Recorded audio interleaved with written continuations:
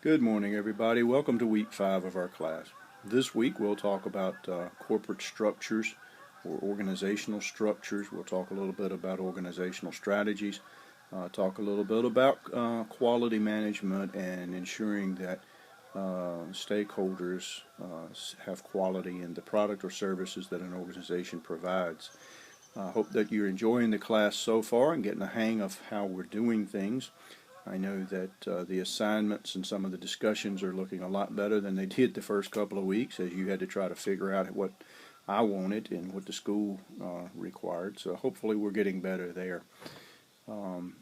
Corporate structure is not something that we deal with every day in terms of sitting around as managers or employees talking about, but in another sense that we do. How many of us have talked about bureaucracy, all the paperwork that you have to do to get something done, all the different layers of management that you may have to go through to get a decision, and that sort of thing. That's kind of what we're talking about when we're talking about corporate structure. An organization, when it forms, whether it's a small business or a bigger one, has to look at what is its mission. Is it to make a product? Is it to provide a service? Or that sort of thing. And then the organization has to be aligned with its mission and goals and its service with the outside environment.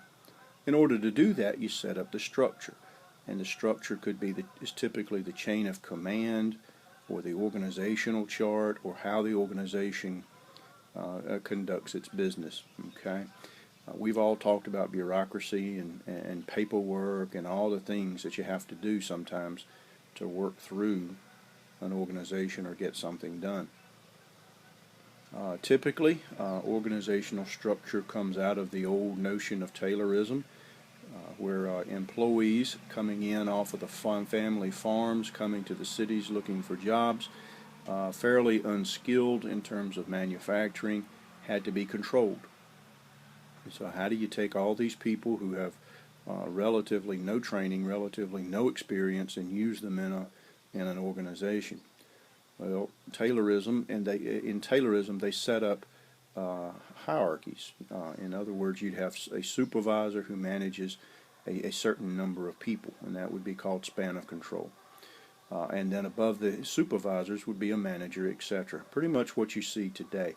All that was built out of Taylorism and trying to control people in the workplace. And that has worked fairly well for probably 100 years or more, certainly since the Industrial Revolution. And today we're starting to see people move away from that to some level. It's still a novelty, but we see Zappos, for an example. They have no offices. Everyone works in cubicles or open spaces. There are no bosses. No one has job titles and that sort of thing.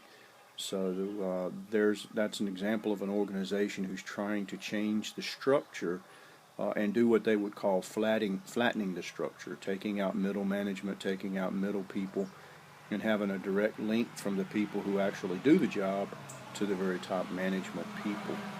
We see that with Ternary Software, where they've come up with holacracies or sociocracies in terms of how they manage their organization.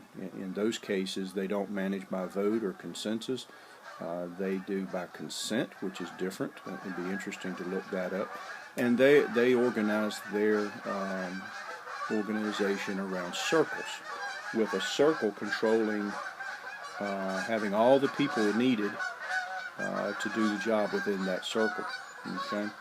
So there's a lot of different variations of corporate structure out there. A lot of people working on corporate structure behind the scenes, trying to set up an ideal system to help meet the mission of the organization, to save money and that sort of thing. So that's a little bit about corporate structure. We'll talk more about it this week. From a quality management standpoint, there's a lot goes on in quality. The old traditional way of inspection, and verifying that products or service meet the expectations. It's kind of like the old days of, we would call it quality was the policeman, and manufacturing, if you will, were the regular folk, and it was up to the quality people to catch everybody doing something wrong. That's changed. Now quality in a lot of ways is being done away with in terms of a department, and the actual people who make or do the service of the product is responsible for quality. So again, like we talked about flattening an organization, we can see that here.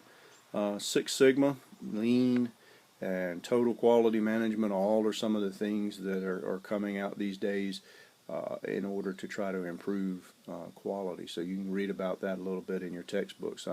That's just kind of a quick Cliff Notes version of some of the things that we'll be talking about this week. We'll get into more detail in our discussions and in our assignments. Now, this is week 5. We're halfway, and for a couple of housekeeping issues, I just want you to know, you can go to your grade book and you can look at all your grades and look at current grade. And current grade is reflective of what you have right now if the class was over.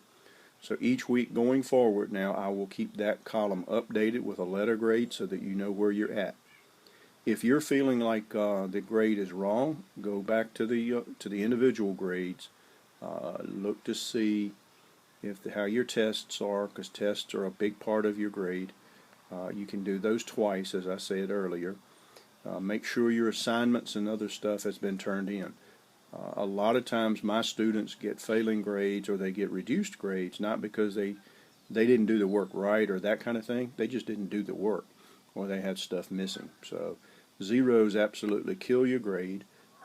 Keep in mind that tests count a lot more than a lot of other things. So if you've got bad grades in your tests, you're going to want to try to pull those up. Your research paper's coming up in week 8, and that also is a big part of your final grade. So a lot going on. We're making the turn now to go down the home stretch. So go out to the grade book, look at your grade, go out and look at all the zeros you may have, fix those, and that obviously will change the final grade that you got or your current grade, and we'll see what's going on there. If you've got questions, let me know. Otherwise, I'll see you in class.